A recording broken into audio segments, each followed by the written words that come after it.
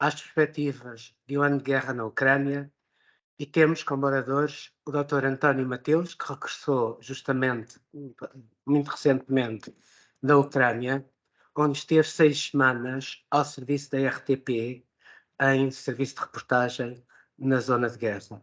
E, igualmente, o Dr. Paulo Santos, que é o diretor dos Assuntos Políticos Europeus da DGPE. O Dr. António Mateus é licenciado pelo UTL e é autor de 5 livros sobre as suas experiências como jornalista em situações de conflito. Escreveu também 2 livros sobre Nelson Mandela. Durante muitos anos cobriu as guerras civis na região dos Grandes Lagos, no antigo Zaire, em Moçambique e Angola, e seguiu também muito de perto todo o processo de erradicação do apartheid e também a primeira eleição do presidente Mandela. Durante 6 anos, ele coordenou e apresentou o programa semanal da RTP Olhar o Mundo, que foi eleito 4 vezes como o melhor programa de relações internacionais das televisões portuguesas. E eu devo acrescentar, pela minha parte, que conheço o Dr. António Mateus há muitos anos. Quando fui colocado em Maputo, eu tinha estado em Washington, cheguei a Maputo em 85, e ele foi lá colocado em 86 como delegado, chefe da delegação da agência Lusa, em Maputo, e foi assim que eu conheci. O Dr. Paulo Santos, por seu lado, é o diretor da Direção de Serviços Assuntos Políticos Europeus, entrou para a carreira diplomática em 95, esteve colocado nas nossas embaixadas em Vinduk, na missão temporária em Sarajevo, mas também em Havana e no Cairo. Foi cônsul-geral em Caracas e esteve também colocado na nossa embaixada em Moscovo e na missão permanente de Portugal junto às Nações Unidas. Ele foi igualmente diretor dos serviços das organizações políticas internacionais e desde 2020 é diretor da Direção de Serviços Políticos Europeus. Nós vamos proceder da seguinte forma.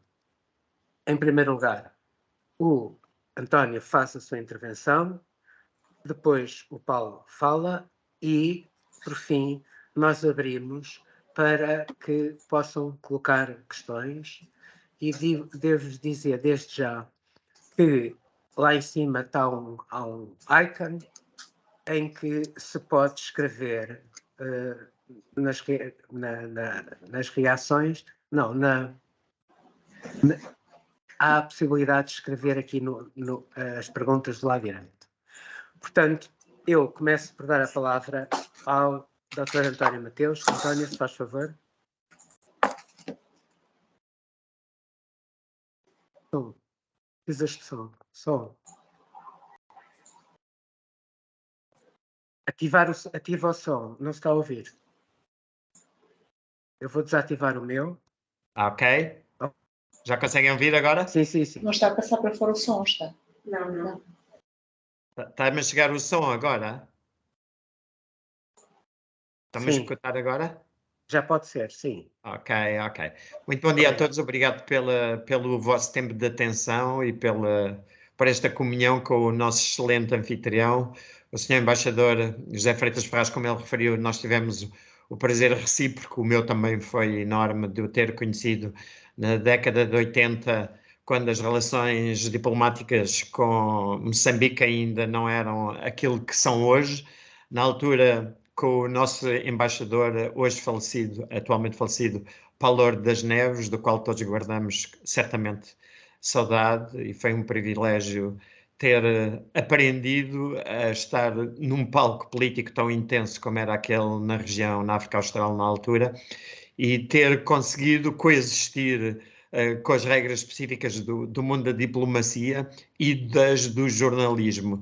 Nós conseguimos, penso que é recíproco esse sentimento, Sr. Embaixador, conseguimos sem nunca nos atropelarmos reciprocamente, no interesse também nacional e de servir os cidadãos portugueses, trazer-lhes aquilo que era uma informação que era extremamente exígua e muito espartilhada pelas circunstâncias da Guerra Civil que naquela altura consumia aquele país quase desde as portas de Maputo.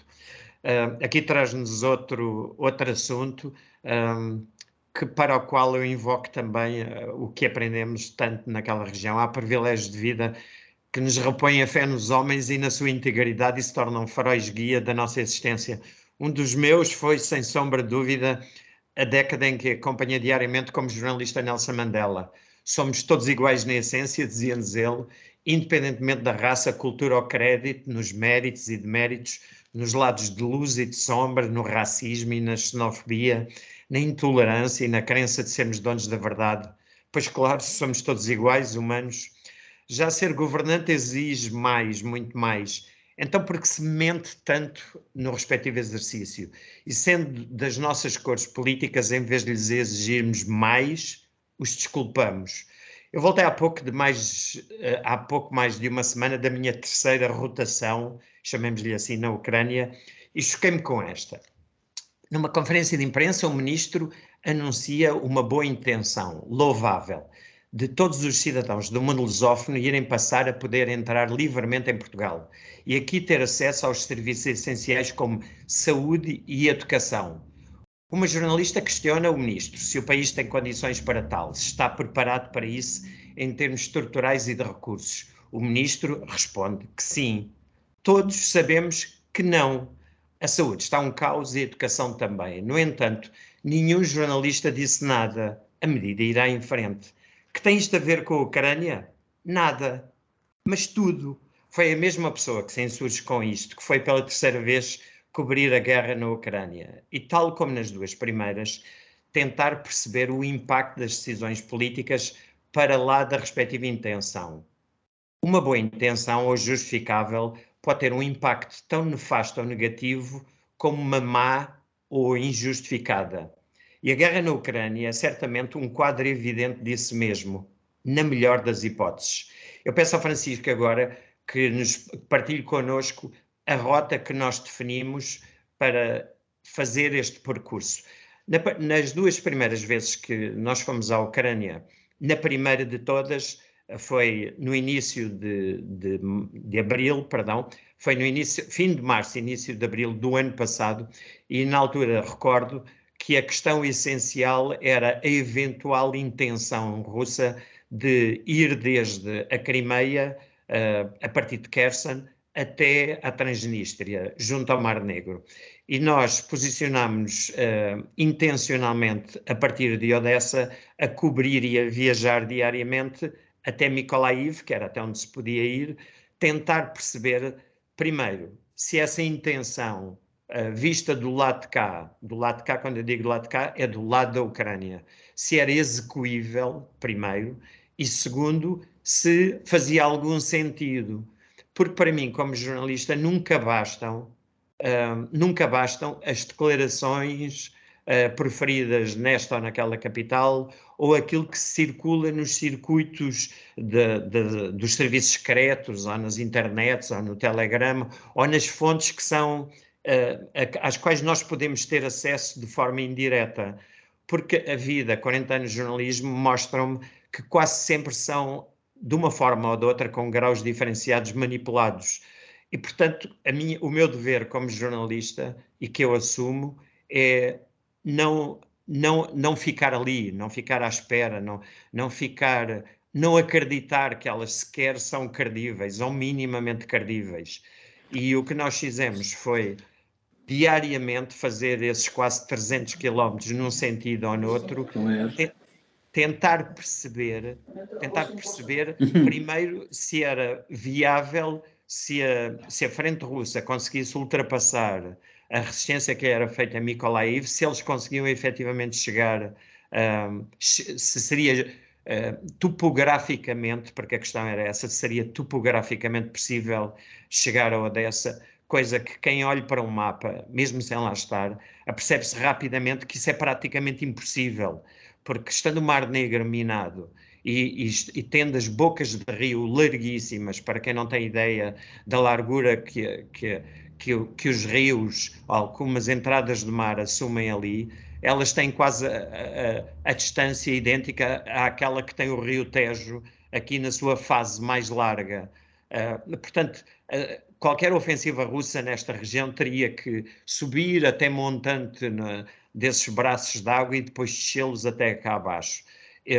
Essa foi a verificação que nós fizemos na primeira saída. Na segunda, nessa altura, a Federação Russa assegurava que os seus alvos a atingir eram maioritariamente ou quase exclusivamente de foro militar, e nós quisemos ver na realidade o que é que acontecia. E o que fazíamos para isso, usando o meu pai é militar, o meu avô é militar, era militar, eu fiz o colégio militar todo, portanto sinto-me confortável em cenários militares e sabia perfeitamente que é prática militar manipular as zonas de impacto de bombardeamento e tentar, em termos de informação, reduzir o atacante ou o opositor à incompetência máxima e glorificar ou menorizar o impacto das ações dela. Como é que nós podíamos verificar? Chegando lá, antes de ser definido um corredor de segurança ou um perímetro de segurança. Implicações disso, a própria segurança da equipa de reportagem. Ora, nós prescindimos dessa margem de segurança e verificamos quase consecutivamente que os alvos atingidos eram quase invariavelmente, ou na sua esmagadora maioria, alvos civis. Isto foi o que nós verificamos, testemunhamos no terreno, diretamente, sem qualquer pressão, fosse de quem fosse, e foi esse o testemunho que trouxemos através da RTP aos nossos telespectadores. Já nesta terceira vez, quisemos perceber qual era o impacto desta ofensiva russa sobre a população civil numa zona que é extremamente perigosa para nós como jornalistas, que foi percorrer a zona de combate ao próximo, o mais próximo possível, fossem quais fossem os riscos que isso acarretasse para nós. E os participantes neste webinar têm agora presente a rota que nós seguimos até lá chegar. Nós entramos pela Polónia, através da fronteira em Medica, fizemos o percurso próximo de Lviv, ainda parámos numa localidade que está aqui indicada, onde tivemos a fazer uma reportagem sobre uma iniciativa, um projeto de interseção, um projeto tecnológico por jovens empresários ucranianos de um modelo que permite interceptar e controlar de alguma forma alguns dos modelos de drones utilizados pela Federação Russa. Encaminhamos depois diretamente para Kharkiv e daí para quase até à fronteira russa, tem aqui definido no mapa Kozacha-Lopan, que fica a 4 km da fronteira russa e onde tivemos a primeira noção do que foi o impacto direto desta invasão da forma mais próxima com a fronteira russa e do qual foi o impacto sobre as infraestruturas civis, que não foram certamente, ali não havia infraestruturas militares. Acompanhámos a partir dali um cenário de devastação quase total das localidades. Eu tenho no meu Facebook, que está aberto ao público, um horror de fotografias que testemunham isto mesmo. Depois descemos o percurso que é conhecido de todos vós, junto à linha da frente, aquela que a contraofensiva ucraniana recuperou, Izium, Liman, depois aqui o que está escrito como Artvisk, que é Bakhmut, como se sabe atualmente.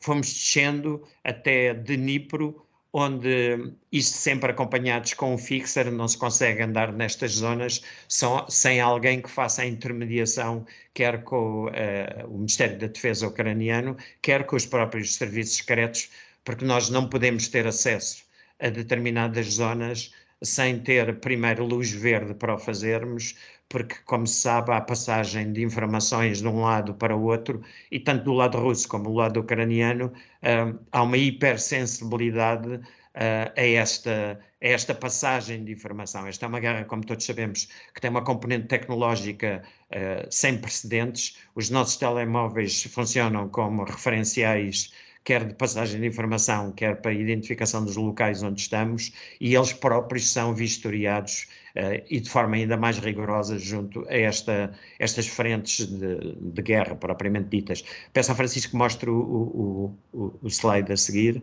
Nós a seguir de Kramatorsk, como sabemos, permitia-nos logisticamente um acesso muito próximo àquele que é o ponto focal do combate na região de Donetsk, que é Bakhmut, e também Chassivyar e outras localidades ali próximas, Trotoretsk e várias outras.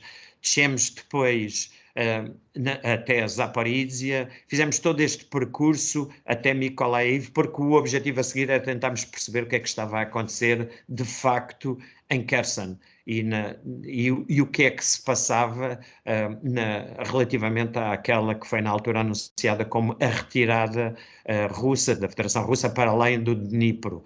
Obviamente, para quem conhece estas questões no ângulo militar, não tanto no ângulo do conhecimento da opinião pública comum, estas retiradas muitas vezes não são retiradas per se, é aquilo que os militares chamam retrações, porque é muito mais fácil defender um território tendo um rio quase como muralha de castelo e estar a bombardear a margem oposta do que estar a afetar meios humanos que estavam sujeitos a um grande desgaste e que foram de alguma forma poupados quando foram para o lado oriental do rio Dnipro, que é onde eles estão agora efetivamente posicionados. Nós tivemos vários dias a ir, quer a Kherson, quer às localidades próximas desta, e verificámos o sofrimento brutal que os bombardeamentos russos estão a provocar, porque eles são feitos de forma indiscriminada sobre a margem que está do lado de cá.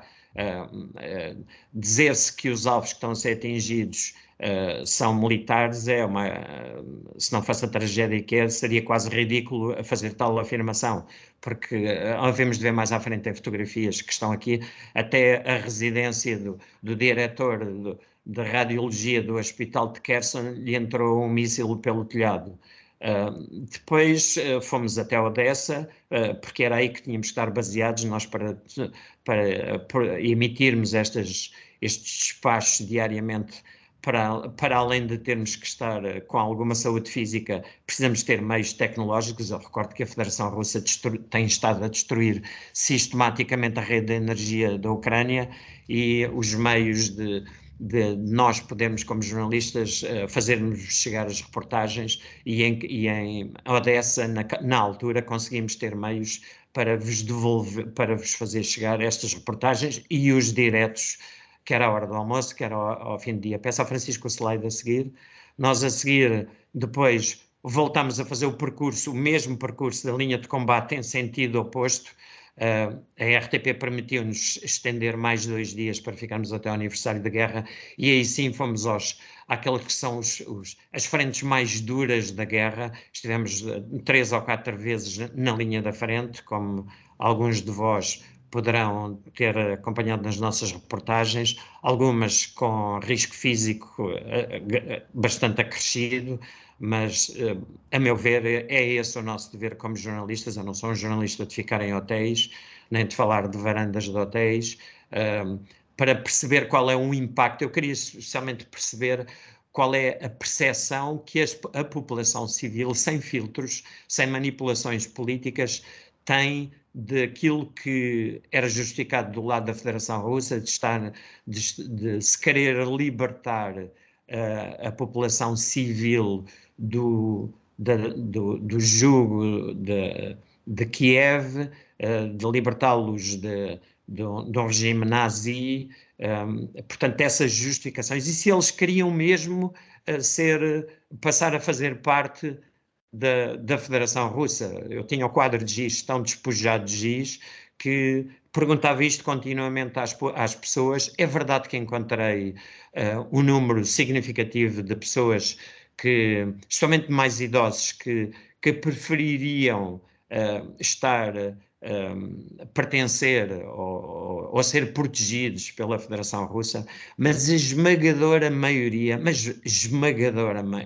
mesmo, o que ganhou foi eu não gosto de usar essa palavra, ódio, mas usou ganhou quase uma alergia, uma aversão brutal à Federação Russa por causa do impacto absolutamente devastador e desumano que esta abordagem teve sobre o território ucraniano. E o testemunho maior que eu posso deixar-vos no fim disto é que, se é verdade que ao longo destas três rotações, e só para terminar, destas 3 rotações que fiz na Ucrânia, me traçaram um quadro em que a Ucrânia, antes da invasão russa, porque é esse o termo, é invasão russa, não é operação especial, fez naquele território, se é verdade que era um país profundamente dividido, com muitas acusações, muitas delas fundamentadas. Esta dita operação especial russa, o que provocou foi uma união enorme das pessoas de um país que, sentindo-se ferido e agredido por um vizinho, se tem unido e tem resistido por todos os meios ao seu alcance, e é isso que eu testemunho e voltei a testemunhar no terreno, e esta é a realidade que vos trago. Muito obrigado. E eu passava agora a palavra ao Paulo Santos. Paulo, se faz favor.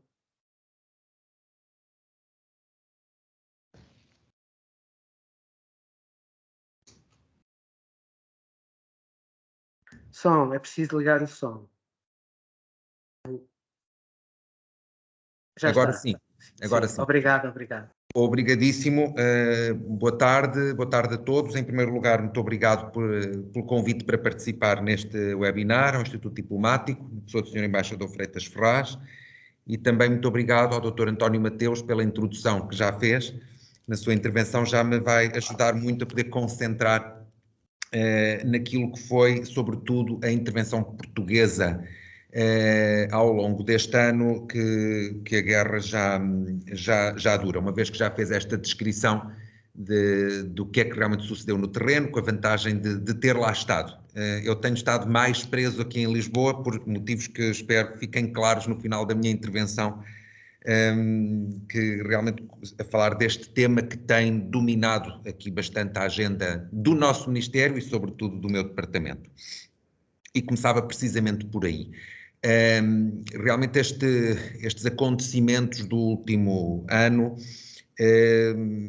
significam um antes e um depois aqui sobretudo para o nosso departamento, para a nossa direção-geral, chamando-se assuntos políticos europeus. Como devem imaginar, não temos feito muito mais neste último ano que não seja acompanhar o que está a acontecer neste cenário, em todas as suas diferentes consequências, que vou tentar elencar nestes curtos minutos, mas vou tentar o melhor.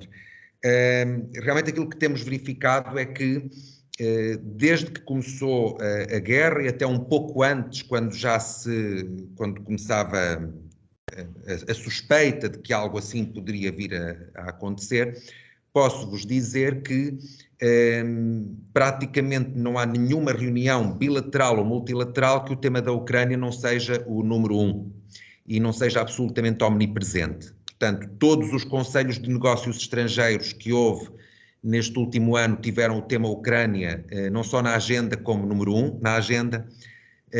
O mesmo acabou por suceder nos conselhos de assuntos gerais e também nos conselhos europeus, incluindo muitas reuniões extraordinárias, nomeadamente nas primeiras semanas da guerra. Agora estamos de novo num ritmo mais normal, de reuniões mensais, mas aquilo que acontece é que realmente na agenda passou a ser um tema fixo, pelos piores motivos, mas a necessidade obriga sempre a incluir naturalmente o tema. O mesmo, para além, portanto, destas reuniões de coordenação europeia, o mesmo sucede em todas as reuniões que temos tido bilaterais. Posso confirmar que neste último ano, creio que não houve nenhuma reunião, seja do nosso ministro, seja dos nossos secretários de Estado, com interlocutor de qualquer parte do mundo que não tenha o ponto Ucrânia. Para nós foi uma novidade, porque, como devem imaginar, uma reunião que antes tivesse lugar, por exemplo, com um país da CPLP ou uma reunião bilateral com Espanha ou etc., tínhamos todo um conjunto de tópicos que não passavam pelo que acontecia na Europa de Leste. e agora passou a ser um tema absolutamente omnipresente. Falando então do que é que Portugal tem tentado fazer de muito concreto ao longo deste ano nas diferentes frentes em que somos chamados a atuar.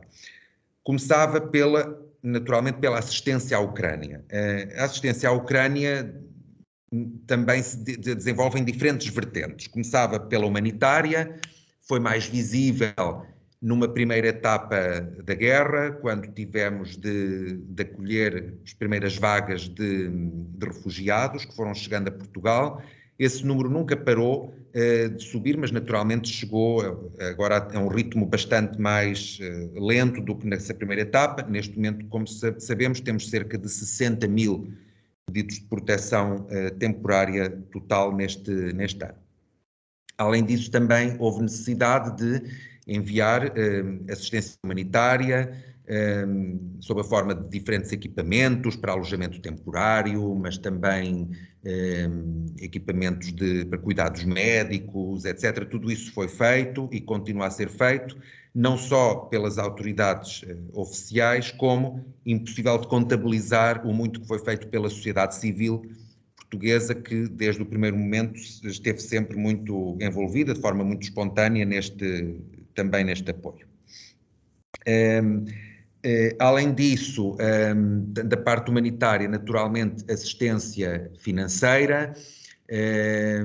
Hoje em dia essa assistência é sobretudo canalizada através dos programas de assistência macrofinanceira que a União Europeia adotou.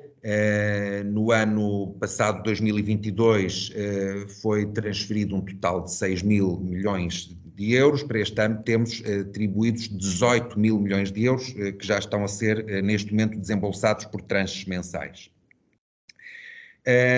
Apoio político. Este não é tão fácil de contabilizar, mas também foi bem visível e concreto desde o início, não só através das visitas que temos realizado à Ucrânia, como se lembrarão, pouco tempo depois da guerra começar, o nosso primeiro-ministro esteve na Ucrânia, depois também foi o nosso ministro dos Negócios Estrangeiros, a nossa ministra da Defesa, etc. Na frente da União Europeia, o processo absolutamente histórico do pedido de adesão da Ucrânia à União Europeia e, portanto, o nosso apoio a essa candidatura. O mesmo apoio político, fórmula de paz do presidente Zelensky, apresentada, como se lembrarão, em novembro, consiste em 10 pontos. Portugal fez rapidamente, ao mais alto nível, chegar ao presidente Zelensky a nossa vontade de ajudar na implementação deste plano, sobretudo nas áreas da segurança alimentar, da segurança energética e do combate ao ecocídio. São os 3 pontos que nós pensamos que podemos talvez ter um contributo. Ainda no nosso apoio queria listar, e peço desculpa por não ir desenvolvendo mais os temas, mas como acho que poderemos ver, há aqui mesmo muitos temas diferentes, portanto só os vou podendo aflorar assim aos poucos e depois podemos nas perguntas tentar detalhar. O apoio à reconstrução da Ucrânia, outra frente que estamos muito empenhados. Escolhemos a região de Jitomir como região-alvo para concentrar o nosso apoio e, designadamente, reconstrução de escolas. Foram identificadas 7 escolas que precisam de intervenção nessa matéria, designadamente um grande liceu em Jitomir, que tem de ser reconstruído de raiz. Portanto, vamos nos concentrar nessa área. Apoio militar. Aqui, naturalmente, esta questão é acompanhada por outro departamento aqui do Ministério, mas nós, como serviço coordenador, claro que também acompanhamos esta questão. Desde o início que Portugal tomou a decisão de enviar equipamento letal e não letal para a Ucrânia. Neste momento estamos a falar já de mais de 700 toneladas de equipamento, que incluem, como sabemos, mais recentemente, o envio de tanques Leopard, e ainda também em tramitação o envio de helicópteros Kamov, só para falar dos elementos maiores desta ajuda, que tem, no entanto, muitos outros capítulos. Este tema lembra-me também, claro, o reforço do Mecanismo Europeu de Apoio à Paz. O novo MEAP, que tinha sido recentemente criado antes da guerra começar, foi criado para responder a situações em todo o mundo que precisassem deste apoio. No entanto, os montantes que a guerra na Ucrânia tem exigido a este fundo, para precisamente ir repondo estes custos do apoio militar, tem levado a sucessivos aumentos e reforços desse fundo, uma vez que vamos tendo necessidade de ir aumentando o montante que é dedicado à Ucrânia. Neste momento já são mais de 3,6 bilhões e estamos esta semana a discutir um reforço muito substancial, mais um deste apoio do Mecanismo Europeu de Apoio à Paz, que naturalmente é depois custeado por todos os Estados-membros da União Europeia. Noutra frente, mas também ligada à coordenação europeia, temos muito importante criação da missão de assistência militar da União Europeia à Ucrânia, EUMAM. Portugal participa, já temos militares portugueses nos 2 quartéis-generais que esta missão abriu, um é na Alemanha, outro é na Polónia. Mantém-se em atividade a anterior missão que havia também na Ucrânia, que era a missão de aconselhamento, a chamada EUAM, não confundir EUAM e EUMAM. São 2 missões diferentes, estamos presentes em ambos, também temos portugueses na EUAM, que entretanto viu o seu mandato alterado para poder também ajudar na gestão de fronteiras, na recolha de elementos de prova, etc.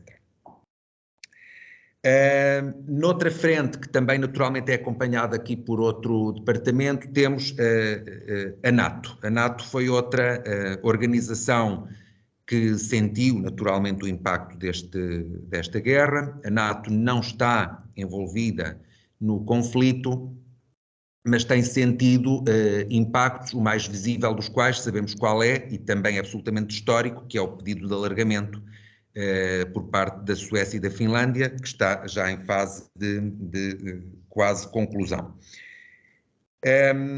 Também uma atenção muito especial aos países da região, por parte de Portugal. Sabemos que há países que, pela sua proximidade geográfica, têm uma exposição a esta guerra maior do que países que estão à distância de Portugal. Um destaque muito particular para a Moldávia, que também tem sido destino do nosso apoio humanitário, sobretudo na primeira etapa. Receberam uma quantidade de refugiados muito grande em trânsito que vinham da Ucrânia, e 100 mil dos quais ficaram lá. Uma palavra, e também, claro, que acabaram por passar exatamente pelo processo igual ao da Ucrânia e simultâneo, que foi da adesão, do processo de pedido de adesão à União Europeia, sua candidatura, que Portugal também apoiou desde que foi formulado. Dizia também uma palavra importante aqui para os Balcãs, outra região que, por razões conhecidas, históricas, tinha aqui uma fragilidade também por possíveis paralelos que pudessem ser estabelecidos entre o que estava a acontecer na Ucrânia e na região. Portanto, temos estado também muito atentos. A Bósnia, já numa etapa posterior à Ucrânia e à Moldávia, viu também aceito o seu pedido de candidatura à União Europeia, mais uma vez com o nosso apoio. A Ásia Central é outra zona que temos tido bastante atenção, temos tentado e conseguido reforçar a nossa atenção e os nossos laços com estes países naturalmente que estão preocupados pela sua proximidade também pelo conflito e alguns paralelos que se podem estabelecer. E nós temos dado uma atenção muito especial também a esses países, reunido mais frequentemente com eles, etc. Na área da responsabilização, outra área que temos tentado ter atenção, apoiámos muito recentemente a criação do novo Centro Internacional para instaurar ações penais no âmbito dos crimes de agressão, a estabelecer na Haia. Somos membros muito recentemente aceitámos tornar-nos membros do Core Group, que vai estudar a possibilidade de criar um tribunal nessa mesma área. E ainda na área da responsabilização, e isto também é histórico, aconteceu pela primeira vez em Portugal, aceitámos fazer intervenção nacional no âmbito dos processos que a Ucrânia abriu contra a Rússia, tanto no Tribunal Europeu de Direitos Humanos, no âmbito da violação da Convenção Europeia de Direitos Humanos, como no Tribunal Internacional de Justiça, no âmbito da violação da Convenção do Genocídio. Portanto, que contaram com intervenções nacionais, repito, pela primeira vez. E com isto, mais ou menos, fecharia aquilo que tem sido o nosso apoio à Ucrânia, como disse, muito telegráfico, mas depois poderei dar mais dados se houver tempo agora nas questões. Falando de outra área, que também é consequência direta desta guerra e que, por coincidência, também é coberto no meu departamento, que, como o nome indica, assuntos políticos europeus é bastante vasto, que é a questão das sanções. A questão das sanções também conheceu desenvolvimentos absolutamente únicos e históricos com esta guerra. A política de sanções da União Europeia já existia há muitos anos, mas não era propriamente, não teria talvez a visibilidade mediática que tem hoje. Eu acho que muitas pessoas em Portugal, foi com esta guerra que eu acho que finalmente entenderam aquilo que é a nova, chamemos de nova política de sanções da União Europeia e como pode funcionar como resposta a situações de conflito. Neste último ano tivemos de adotar já 10 pacotes de sanções, são quase todos dirigidos a entidades e indivíduos russos que de alguma forma facilitaram esta agressão. Temos neste momento mais de 1000 indivíduos listados, só para dar uma noção da dimensão absolutamente única que este dossiê assumiu. Também temos bastantes listados, um número crescente que não são russos, tem a ver naturalmente com o apoio bielorrusso a esta guerra e, em menor medida, também, mas nos últimos meses mais visível, por parte do Irão, quando se suscita a questão do envio dos drones, que levou também à inclusão de vários nomes iranianos nesta lista das sanções. Paralelamente, e ainda nesta parte, portanto, digamos mais de uma resposta, já não de apoio à Ucrânia, mas daquilo que é feito em relação à Rússia, também temos participado no esforço da União Europeia e outros parceiros para criar aqui algum isolamento internacional para a Rússia.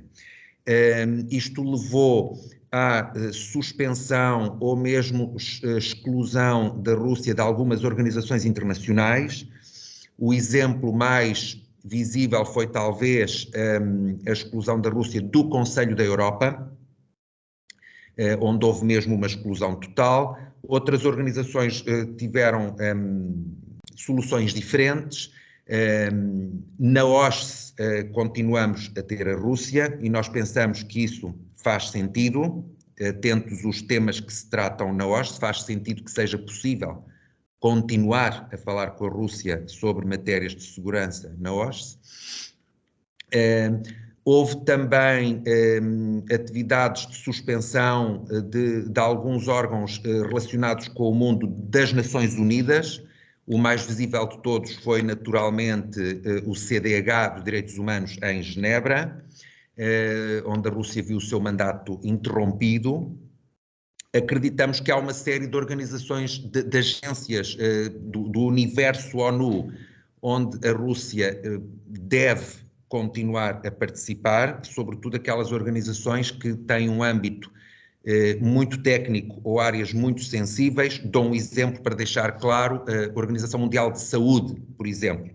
Eu acho que com a pandemia ficou absolutamente evidente, se não estava evidente antes, que em matérias de saúde não pode haver exceções e não pode haver zonas que não são cobertas pela coordenação global. Portanto, a OMS é um exemplo disso. Outro exemplo seria, por exemplo, a Agência Internacional da Energia Atómica. Áreas que, pela sua sensibilidade, não podemos deixar de contar com algum diálogo com a parte russa. Além, portanto, destas duas grandes avenidas que tentei descrever o mais sumariamente que pude, de ajuda, por um lado, à Ucrânia e do outro, do isolamento que foi feito à Rússia, um terceiro e último capítulo da nossa atuação, que eu acho que merece aqui destaque e ao qual temos dado muita importância, é o outreach global, portanto, aquilo que temos feito em relação a terceiros países. E aqui Portugal, também pela sua história, o seu perfil, tem sido visto na União Europeia como um país que pode realmente fazer a diferença.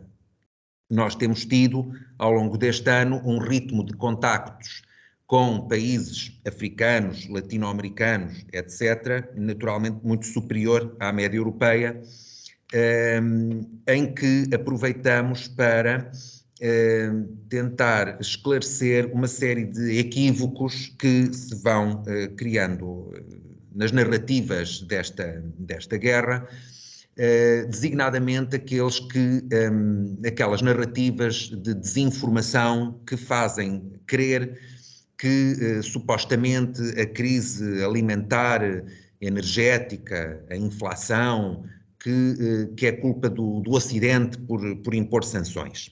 E aí é importante falar com esses países que, pela sua maior fragilidade económica, têm sofrido esses impactos, para deixar claro que, naturalmente, se a guerra não tivesse sido iniciada pela Rússia, esse problema não se teria colocado. Portanto, nesse aspecto, temos tentado passar essas mensagens, creio que com sucesso.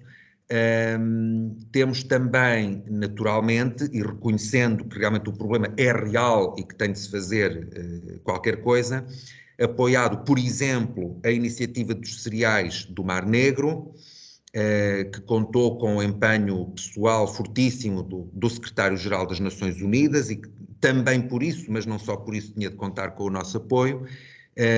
Como terão visto nas notícias, ontem, para grande alívio de todos, foi prorrogado novamente por 2 meses. Ele teve uma validade inicial de 4 meses, foi prorrogado por outros 4 e agora temos mais uma nova prorrogação de 2. Já permitiu que saíssem quase 25 milhões de toneladas de cereais da Ucrânia, o que, juntando aos Solidarity Lanes que a União Europeia criou para escoar cereais por via terrestre, tem permitido que ao longo destes últimos já bastantes meses o abastecimento de cereais e, em consequência, os preços têm continuado os preços dos cereais estão a descer já há bastantes meses, portanto, o que prova que isto faz sentido. Falando ainda do que temos feito também para ajudar, já que falei agora das intervenções da ONU, designadamente na Iniciativa de Cereais do Mar Negro, Portugal também tem apoiado muito vocalmente tudo aquilo que a ONU tem feito também na parte da segurança nuclear. Já tinha referido à AIEA, a Agência Internacional da Energia Atómica, porque esse é outro, naturalmente, dos problemas mais um dos problemas históricos e impensáveis há algum tempo que esta guerra criou, que foi a hipótese de uma nova catástrofe nuclear, de consequências gravíssimas, se alguma coisa de errado sucede em Zaporizhia, maior central nuclear da Europa. Temos apoiado muito os esforços da AIEA e do diretor-geral Grossi para criar uma zona um perímetro de segurança à volta dessa central, que nos permita também, por esse lado, evitar que suceda o pior. Eu não sei, como acho que ficou claro, podia continuar por muito, muito tempo, mas não quero maçar e queria, sobretudo, dar tempo a questões, porque, basicamente, eu não tive tempo a fazer muito mais do que um elenco dos vários assuntos que nos têm ocupado aqui no dia-a-dia neste último ano, mas posso tentar desenvolver mais em questões. Obrigadíssimo. Muito obrigado, foi muito interessante. Eu chamo a atenção que aqui na conversa, no chat, do lado direito, nós já temos várias perguntas. Temos duas primeiras do Dr. Miguel Palma. Primeira que diz que quando se começa a olhar para os mapas é porque a situação não está bem, citando o Pacheco Pereira, e depois faz também a pergunta, que eu acho que estas duas perguntas podem ir para o meu colega Paulo Santos, que é se Portugal tem capacidade para estar envolvido no apoio à Ucrânia, nas suas várias vertentes. Paulo, por favor. E depois há três perguntas que são nitidamente para o António, logo a seguir. Sim, obrigadíssimo. Vou então tentar responder a essa. Bom, eu penso que durante a minha intervenção já respondi. Eu acho que não só temos essa capacidade, como temos dado prova disso. Naturalmente que às vezes podemos ficar um pouquinho, não sei, frustrados com a dimensão de certos contributos portugueses, mas proporcionalmente à dimensão portuguesa, posso-vos dizer que nós estamos claramente acima da média numa série de áreas, algumas mais óbvias, como o acolhimento de refugiados, claramente acima da média, atento à nossa dimensão, e sobretudo considerando a distância a que estamos da Ucrânia, mas mesmo em áreas menos evidentes como o apoio militar, nós estamos acima da média, muito acima da média da União Europeia, quando vemos quanto é que esse apoio representa no nosso orçamento de defesa. Só para dar dois exemplos, mas podia dar muitos outros, falei também do que temos feito nos esforços de outreach global, etc. E, portanto, creio que a resposta é sim. O resto, lá está, pode ser a frustração dos nossos números, mas tem a ver com a nossa dimensão, mas proporcionalmente estamos a fazer a nossa parte e muitas vezes até mais do que isso. Na União Europeia, tudo o que é por onde, quando falamos de fundos financeiros, naturalmente que na União Europeia não há muito margem, pagamos aquilo que é a nossa cota que nos está atribuída e que tem a ver também, mais uma vez, com a nossa dimensão económica e, portanto, aí nem sequer há negociação possível. A resposta é sim, e eu passo ao António. Há várias perguntas que são dirigidas. Fazes favor. A questão das fotografias. É possível mostrar alguma das fotografias?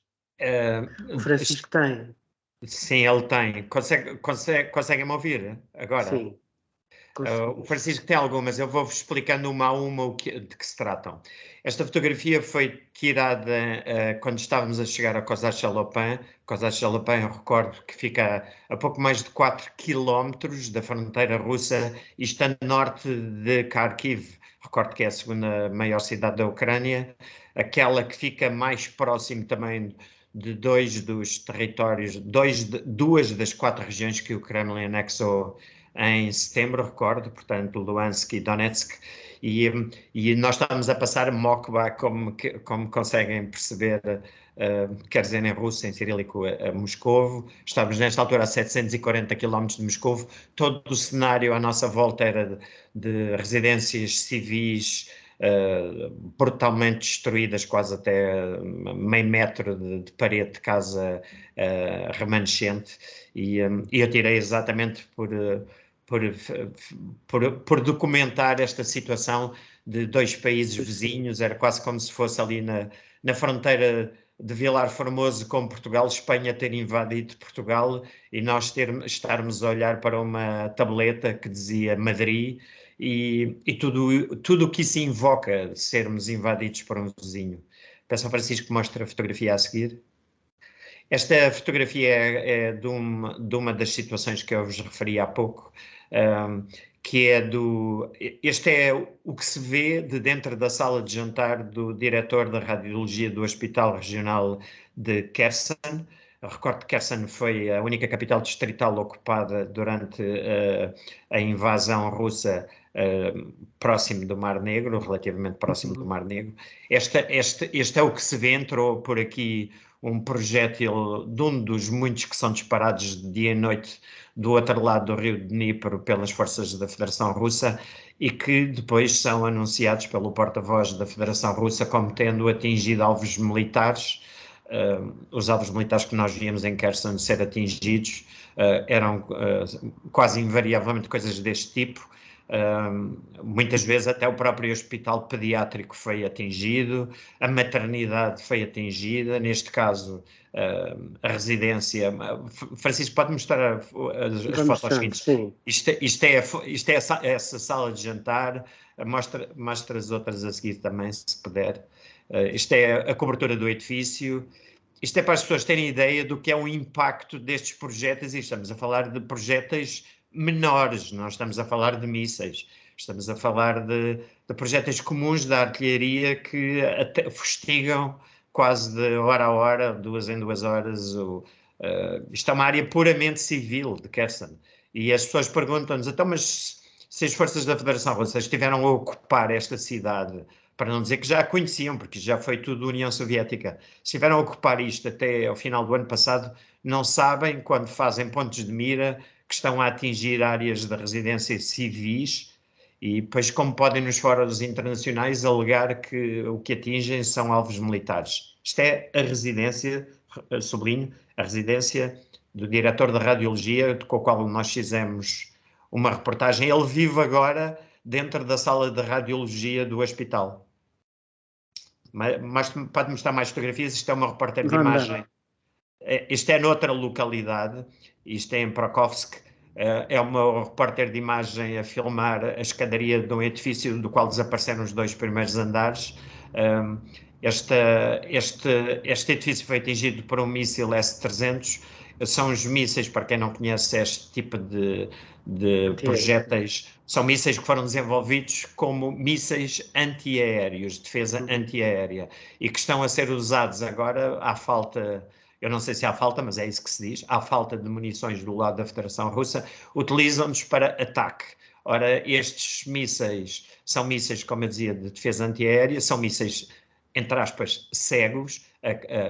A fiabilidade deles direcional é muito, muito relativa, para não dizer outra coisa, e isto é o que eles vão provocando nas residências civis. Isto é uma coisa que nós verificávamos pessoalmente, não são informações indiretas. Aqui estão a ver o topo desse edifício, a que desapareceram os 2 primeiros andares.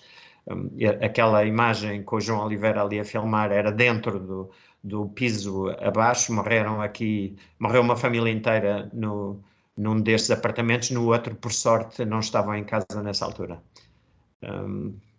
Este é o dono do tal apartamento, este é o diretor de radiologia do Hospital Regional de Kherson, que teve a gentileza, já quando nós tínhamos de lá saído e feito a reportagem com ele no hospital, ele disse, olha, bem que eu fiquei a viver aqui no hospital, porque a minha casa foi atingida ontem à noite, como podem ver. Não sei se ainda tem mais. Este é um edifício, este é em Dnipro. É um edifício que ficou bastante conhecido internacionalmente pelas piores razões. Foi um edifício que foi atingido, salvo erro, por um míssil Kinzhal. É um míssil hipersónico que não é detectável pela defesa antiaérea e que desapareceu. Todo esse certo, toda essa parte aí vazia existia. Foi um prédio que foi absolutamente devastado, como se pode ver, e segundo a justificação da Federação Russa, dada 24 horas depois, o míssil falhou a central de produção de energia elétrica, que fica efetivamente do outro lado do rio Dnipro, e embateu na fachada deste edifício, provocando pelo menos 30 mortos. Este é um pormenor do edifício, e pronto, é a realidade do que nós testemunhamos. Isto é outra localidade também na frente de Donetsk, que eu tirei propositadamente a foto comigo no fundo dos escombros do edifício. Este é uma universidade técnica, ou era uma universidade técnica, que também, onde embateu também um míssil Kinzhal. e que provocou este tipo de situação. Esta cratera tem mais de 3 metros de profundidade, colapsou todo o corpo central do edifício. O embate foi durante a noite, felizmente por isso mesmo não houve vítimas a lamentar. Houve sim, nas imediações da universidade, pelo menos 3 civis morreram aí. Eu digo pelo menos porque o número de pessoas que desapareceram ali, que são dadas como desaparecidas até hoje, não foi possível nem resgatá-las nem apurar o paradeiro delas. Isto é junto a uma escola, como podem ver, até pelo... não sei se consegue ver ao fundo, mas isto é uma creche. Este projétil, não sei que projétil era, quem bateu aqui também fez uma cratera parecida com aquela que estávamos a ver há pouco. Mais uma vez, uma zona residencial. Salvo erro, esta fotografia já tirei quase há 3 semanas, não me recordo porque são tantas situações destas em escolas, hospitais, zonas civis, e depois, como é natural para nós jornalistas que só procuramos apurar em rigor o que é a verdade, para nós como seres humanos é chocante ver maternidades, escolas, salas de mamografias, hospitais, residências civis destruídas desta forma, e depois vê-las justificadas como alvos legítimos militares. Custa-me encontrar palavras civilizadas para descrever isto. Não sei se ainda vos partilhei mais algumas. Esta era a Universidade Técnica de Prokhovsk, também de Donetsk, um pouco.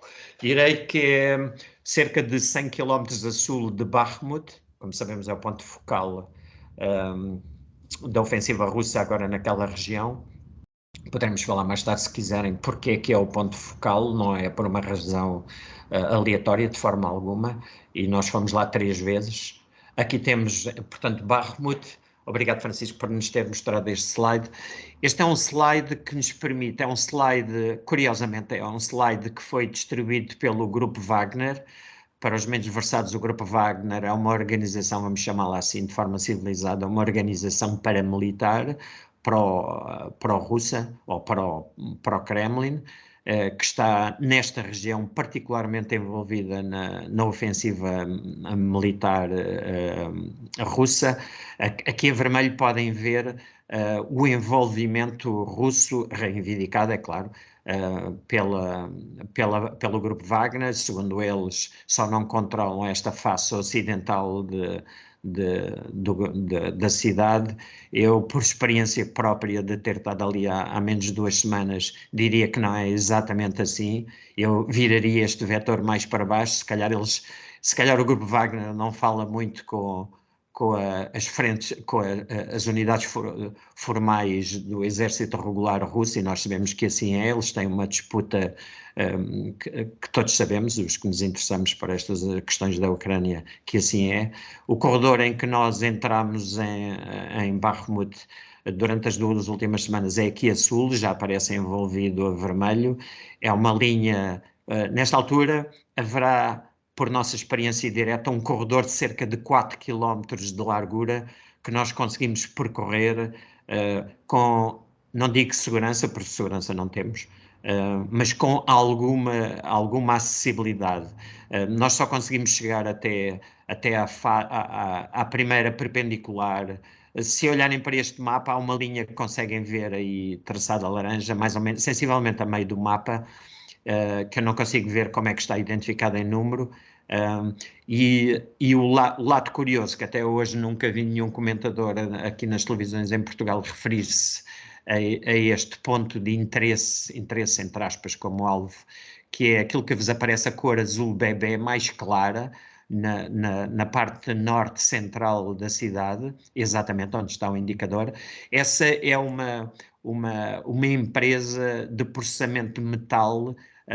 Lembram-se do que é que, quando nós estivemos a assistir ao assalto, ao ataque a Mariupol, e nós tínhamos a Azovstal de forma predominante no foco da ofensiva militar. Aqui também temos o grupo Wagner ontem reivindicou que já terá entrado, aliás a seta que vem um pouco mais acima a laranja, um pouco mais acima de onde tem Francisco o seu ponteiro branco, essa mesmo. O grupo Wagner ontem reivindicou que já terá conseguido entrar no interior, nas entranhas, porque tal como todas a indústria, estas grandes empresas, isto é uma zona, eu recordo que o Donetsk per se uma zona de grandes recursos minerais e de industriais, e por isso mesmo tem esse interesse adicional que nunca é despiciente nas guerras. Aliás, eu quase que o poria no primeiro lugar da fila destas ofensivas. E o grupo Wagner dizia que já tinha conseguido entrar dentro das infraestruturas.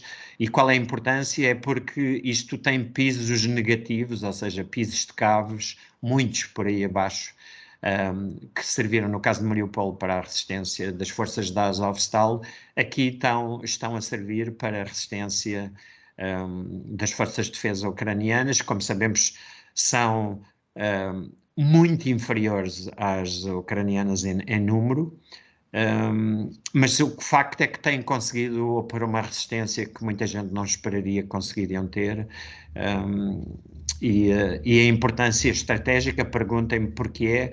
A estrada M30 que passa a norte disto é que faz a ligação até Kharkiv, por um lado. Segundo, isto mais para norte, este é o principal centro mineiro de pedra de sal. Como sabemos, é um recurso importantíssimo nesta região.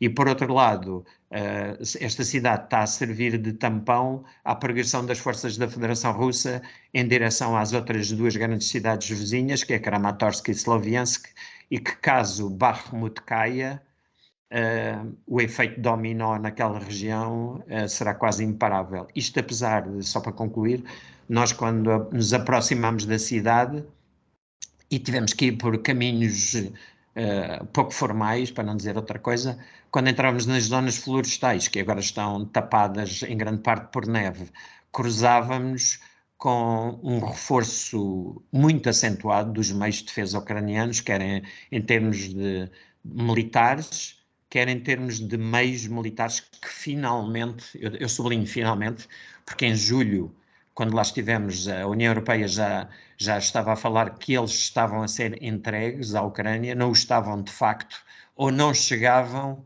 à linha da frente, e isso próprio nós testemunhávamos porque falávamos diretamente com os militares na linha de combate, e agora voltámos a fazê-lo, e só quando nós estávamos agora a sair através da Polónia, e fizemos-lo por estrada, não quisemos arriscar-nos a vir de comboio, porque fomos avisados que é uma questão de tempo.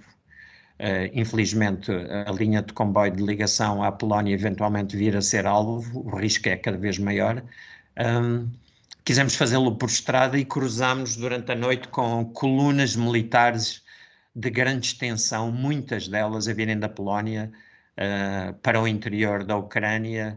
Nós já as identificamos perfeitamente e conseguimos ver que já esta entrega de material prometido pelos aliados está finalmente, diga-se finalmente sem qualquer leitura adicional política, estão finalmente, eu quando digo finalmente é o desfazamento entre a promessa e a concretização da promessa.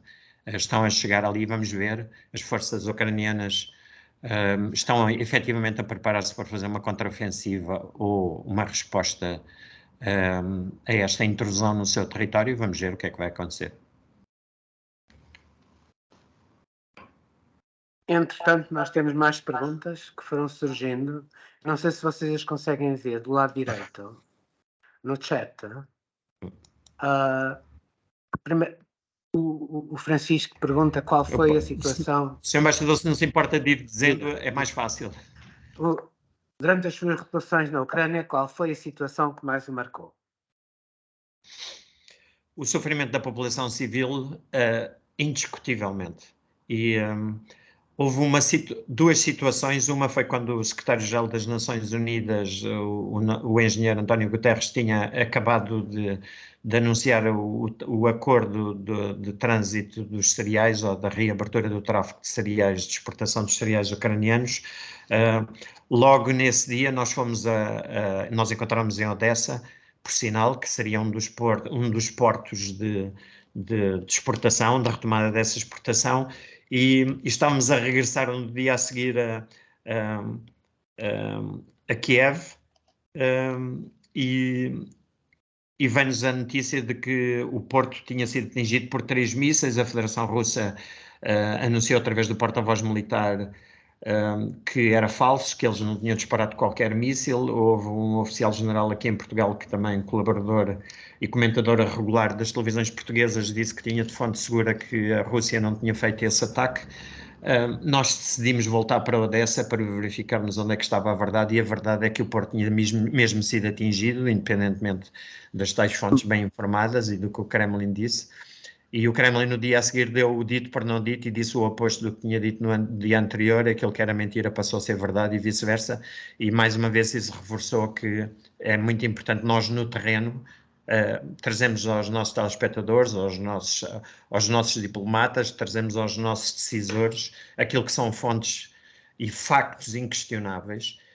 Essa foi uma. A outra é, nunca me deixa de massacrar como ser humano pela nossa cultura lusófona, o respeito enorme que nós temos pelos nossos mais velhos, ver a situação de fragilidade brutal em que se encontram pessoas de terceira idade junto à linha da frente, pessoas cujas reformas, segundo o que nos diziam, rondam os 30, 40 euros, que não têm meios nenhuns de sair dali, e ali ficam entregues ao seu destino.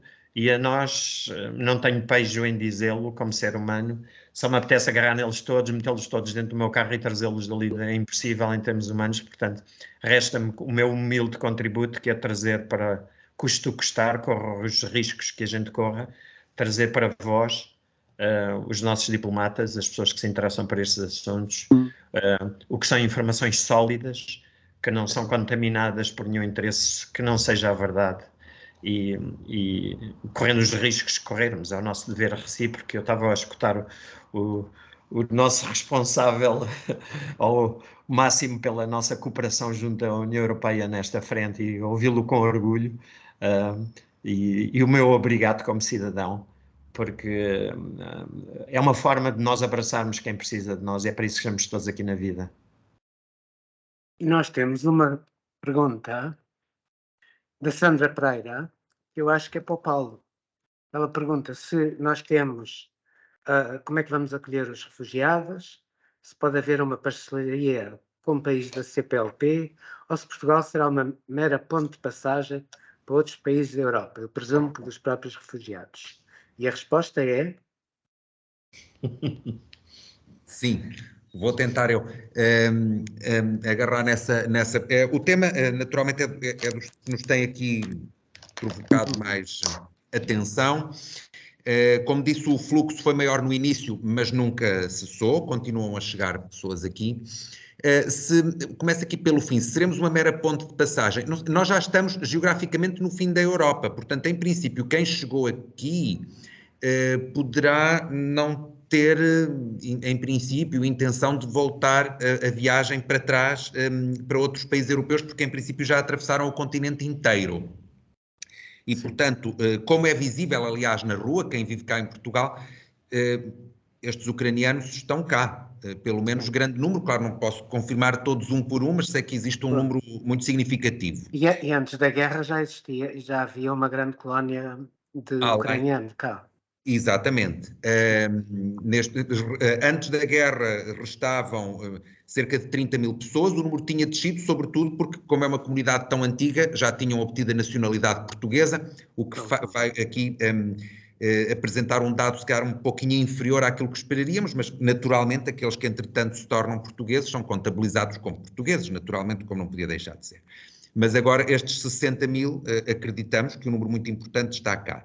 Quanto a possível ponto com a CPLP, Bom, os países da CPLP tinham de manifestar, teria de haver aqui duas condições. A primeira, os países da CPLP terem manifestado essa intenção de receber mais pessoas. Receberam alguns, mas o número é limitado, também por razões geográficas evidentes. Os países da CPLP são todos muito distantes.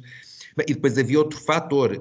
Nós não estamos a fazer redistribuição de refugiados, digamos, forçada. Os refugiados estão a ficar nos países que escolhem. Não tem havido um processo, poderia haver, mas não existe todo um processo de redistribuição, de um mecanismo para redistribuir as pessoas por países que não escolheram. Portanto, por agora, é isto o que se me apresenta a dizer nesta resposta aqui. E aqui o Francisco Xavier de Meireles, o Francisco Meireles, quer saber o que é que vai acontecer com a relação entre a UE e a China e Portugal e a China. Também posso tentar responder ao nosso querido colega Francisco Meireles. A China tem tido uma posição muito interessante nesta guerra, às vezes mal interpretada. Eu acho que tem havido uma série de equívocos em relação àquilo que tem sido a atuação chinesa. A verdade é que os chineses não têm apoiado a Rússia nesta guerra, embora isso seja muitas vezes apresentado assim por análises menos sofisticadas. A China, à semelhança da esmagadora maioria dos Estados-membros das Nações Unidas, não vota ao lado da Rússia nas múltiplas resoluções que têm sido adotadas.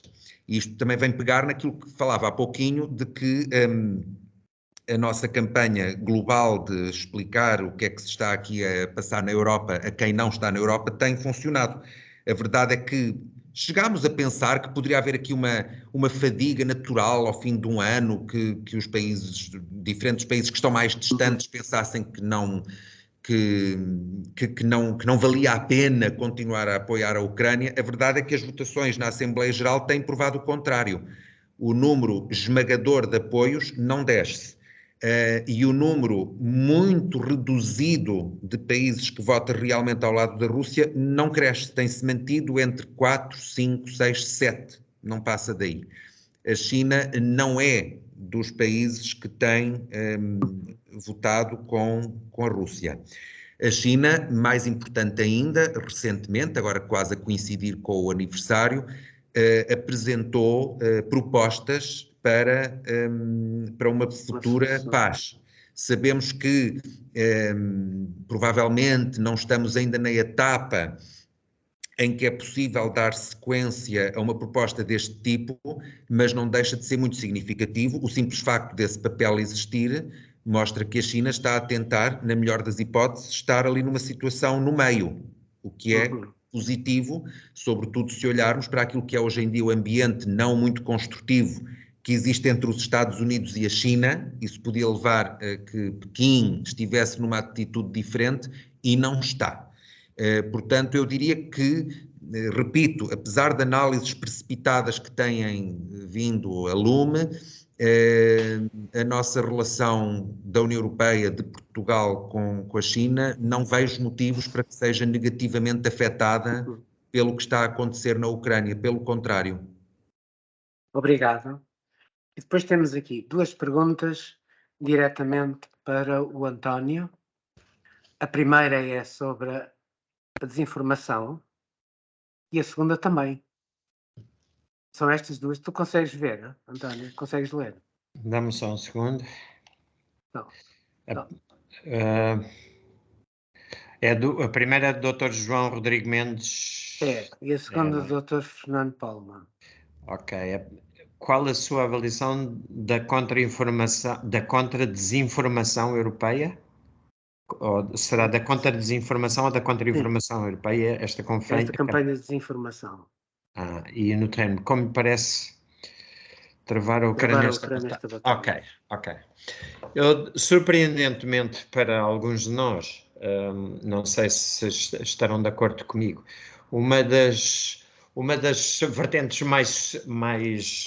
mais eficazes do lado da Ucrânia tem sido a maneira como a Ucrânia tem lidado com a máquina de informação nomeadamente o presidente Zelensky, porque ele faz quase ele tornou-se quase um vetor de informação dele, ou de defesa, ou elemento unificador. A intervenção que ele teve, por exemplo, a mensagem de Ano Novo, que ele lançou da Ucrânia, foi qualquer coisa. Eu, como me refiro, sou jornalista há 40 anos e raramente, quando discuto políticos, fico surpreendido, mesmo com grandes oradores. E aquele foi um discurso que mexe connosco nós todos, como seres humanos, porque acorda em nós um sentimento de humanidade comum. Não é, independentemente das divergências que nós tenhamos como seres humanos, em termos ideológicos, em termos de interesses geoestratégicos, o que nos prende uns aos outros sempre é o nosso humanismo comum, a nossa humanidade comum. E a Ucrânia nisso tem sido muito, muito eficaz, ao contrário do que temos assistido do lado da Federação Russa, que, a meu ver, eu esperaria outro tipo de eficácia no lidar e no tratamento da informação. Isto é olhando para isto quase como um cirurgião olha para um objeto clínico. Por outro lado, nós somos muito criticados, os jornalistas, por muitas razões, e muitas delas com a razão. Eu sou muito crítico e muito exigente em relação ao jornalismo, porque acho que nós devemos primeiro lavar as próprias nódoas e depois é que devemos apontá-las nas camisolas do vizinho. E vejo quase com binóculos os erros que os jornalistas fazem no seu dia-a-dia, e por isso mesmo exijo imenso dos meus colegas e exijo tudo de mim. É verdade que nesta questão da informação tem havido muita desinformação, que eu, por exemplo, só para vos deixar este dado, só este, mais nada. Num dos últimos, são coisas concretas do terreno. Eu acho que é muito importante os jornalistas e a informação ser, acima de tudo, credível. E tudo o que eu não possa verificar como jornalista, eu pura e simplesmente não a emito. Num dos últimos dias que eu estive na Ucrânia, houve um oficial escocês que está na Legião Estrangeira, que veio ter comigo, ou melhor, estava a falar com o meu fixer na região, em Kharkiv, e ele veio-nos mostrar, para terem ideia, veio-nos mostrar imagens em vídeo e fotografias daquilo que ele nos descreveu como desertores russos estarem a ser alegadamente executados. Perdão, vou ser rigoroso, a estarem a ser executados. Ou mortos pelas costas. Segundo ele, aquele foi um registro que ele fez das trincheiras com o telemóvel dele, em que se via efetivamente militares russos. Eles têm aquela banda branca no braço, e eles traziam bandeiras brancas, ou lenços brancos, ou t-shirts brancas, e de repente escuta-se no registro de vídeo o barulho de rajadas, e eles caem todos mortos. E ele queria-me entregar isto como provas de como as forças da Federação Russa, muitas delas estão a render-se, e a resposta que há do lado russo, continuamente chegam-nos informações de que isso estará a acontecer. Mas eu optei por não as divulgar. E optei porquê? Lá está, porque menos é mais. Nós já temos tantos factos que são tão penosos, tão dilacerantes, tão fortes, e que nós verificamos que não precisamos de fragilizar a nossa informação inserindo-lhe dados pelos quais nós não podemos dizer 100% de certeza que são mesmo assim. E isto é para responder à informação versus desinformação. Por outro lado, também há uma pergunta logo da pessoa. Logo a seguir. Logo Sim. a seguir, que é... Sobre a questão da desinformação em termos de números de letalidade. Números de letalidade. Sim. É extremo, mesmo para nós que andamos mesmo nas zonas duras, vamos chamar-lhe assim, nós nunca conseguimos saber, como nós sabemos, os militares não andam nas zonas duras, nem a recolher cadáveres, nem a fazer contabilização, a tirar as chapinhas, como se vê nos filmes. Eles ficam ali. Em Bakhmut nós cruzámos-nos muitas vezes com situações deste tipo. O que nós sabemos, e isso é-nos dado, incluindo pelos civis que ainda ali permanecem, é que as forças da Federação Russa estão a usar nesta fase, eu não consigo, em rigor, não consigo destrinçar aí se são forças da Federação Russa do Exército Regular ou do Grupo Wagner. Estão a usar aquela técnica que nós somos conhecedores da atuação das forças russas desde o tempo da Segunda Guerra Mundial, que são as vagas humanas. Eles tentam submergir a oposição ou a resistência, lançando centenas, milhares sucessivos, quase como se os corpos fossem escudos para os que vêm a seguir.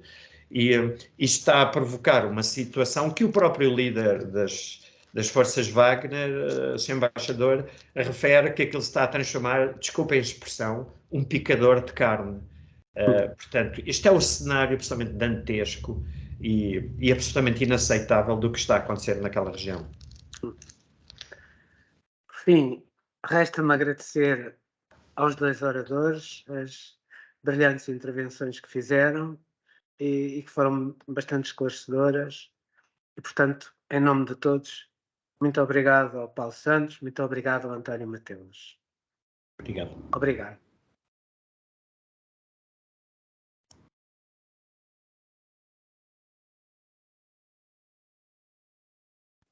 Alguém quer falar?